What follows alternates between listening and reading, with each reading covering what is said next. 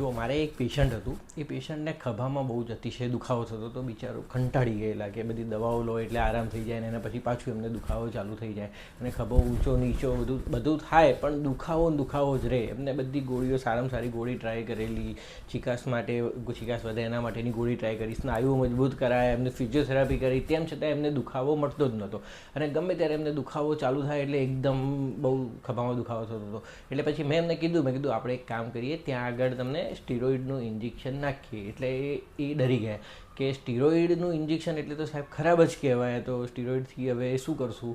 એટલે પછી મેં એમને સમજાવ્યું કે સ્ટીરોઇડનું ઇન્જેક્શન, તમારી વાત સાચી છે, ખરાબ કહેવાય, ના લેવું જોઈએ, પણ જ્યારે એના સિવાય કોઈ વસ્તુથી ફરક પડતો નથી, તમને એ વસ્તુ, તમારી જો ખભાનો દુખાવો તમને મળતો જ નથી, તો પછી એમાં આપણે બંને બાજુ તોલીએ ત્રાજવે કે ભાઈ એના નુકસાન અને ફાયદા. તો જ્યારે નુકસાન કરતે ફાયદા વધારે હોય ત્યારે પછી સ્ટીરોઇડ ઇન્જેક્શન લેવામાં આનાકાની ના કરવી જોઈએ, લઈ લેવું જોઈએ. મેં એમને સ્ટીરોઇડનું ઇન્જેક્શન આપ્યું, એના 2 દિવસમાં એમને બહુ સારું લાગ્યું, ઇમિડિયેટલી જ સારું થઈ ગયેલું, અને 2 દિવસ પછી તેમને સાવ દુખાવો મટી ગયો. અત્યારે હાથ ઊંચો નીચો કરવા લાગ્યા.